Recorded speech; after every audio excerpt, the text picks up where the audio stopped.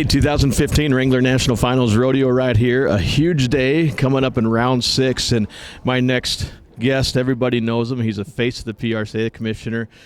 Thank you so much for joining us here, man. My pleasure. You know, Karl, we talk about the huge deal and the re-signing of the contract here at Las Vegas events and what it's done for the prize money for the Cowboys.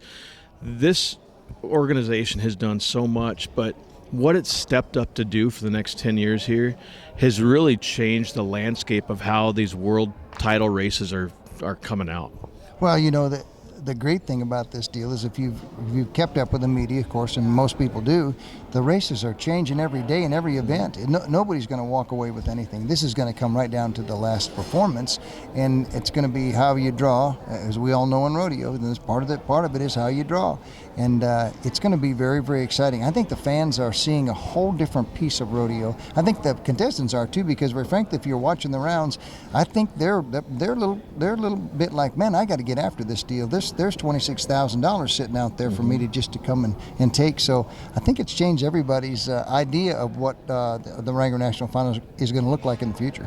Absolutely, and you know, as a commissioner, there's so much talk and so many moving parts that happen to put this show on for 10 consecutive nights, and even honestly prior and post. There's so many things to do, but there's a lot of people that say, God, what is everybody's role? What is everybody's job for the 10 days? You being the commissioner, man, everybody's like, his work's done, he's enjoying it. But tell us what it's really like being Karl Stressman.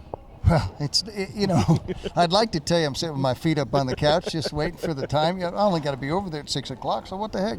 But the facts are, this gives lots of opportunity for people to ask some questions and get together with people. You know, we have the convention here last week, and so there's, you know, we've got 300 or 400 committees that are coming in for that convention. So that's always a piece there where they want to express themselves. So I have a lot of meetings, back-to-back meetings. We have board meetings here. We have JCCF board meetings here. We have properties board meetings here. So we do, that first week is very, very busy with just taking care of business that normally doesn't happen face-to-face. It happens a lot, but it doesn't happen face-to-face. So I get quite a few requests for people to.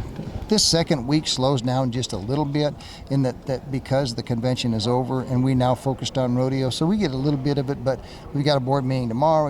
I had a meeting with the event reps yesterday.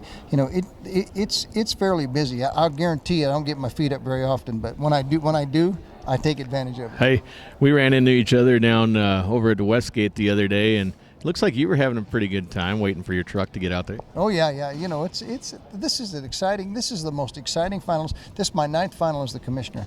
And when you look around and see what's going on, there just is a real buzz about rodeo right now. It's very, very positive, and the contestants certainly are positive. The committees seem to be very positive now. The stock contract personnel people, everybody seems to be in a pretty good frame of mind. Will it last? I'm not sure. I hope it will, but we're going to take advantage of that right now.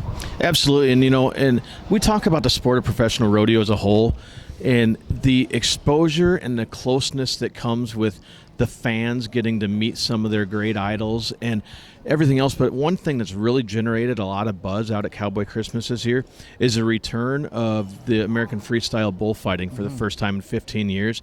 Everybody wants to see it back as part of the NFR, but we all understand down here that it's all a time frame crunch. So talk to us about what bringing that back as part of the NFR at a different location has really done to impact this entire 10-day run. Well, you know, back when the Wrangler brand, and you know where I came from. I came out of that camp.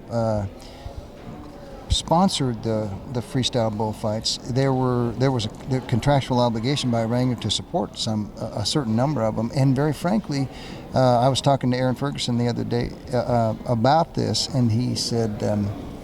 I said, look, you know what, I'm not opposed to looking at it again, but it did dwindle somewhat in those years. That would have been the late 90s or early 2000s. Now it seems to have a resurgence, and I think that might be an opportunity, great opportunity. So he and I are going to get together and talk about it. We had already had that conversation, so we're going to get together and talk about it after the first of the year and see where we can go with it. I mean, I'm certainly not opposed to it. If that's a piece of the history of rodeo that we need to bring back, man, I'm all about it. Man, that'd be great to see. But I know you're a busy man, and the 6th performance is about to start, so I really appreciate you taking some time out with the RodeoRoundup.com. Absolutely. Thank you. I appreciate it, man. All right, ladies and gentlemen, Jason Hetland here, the PRCA Commissioner, Mr. That's right, Yeah, Karl right. Stressman.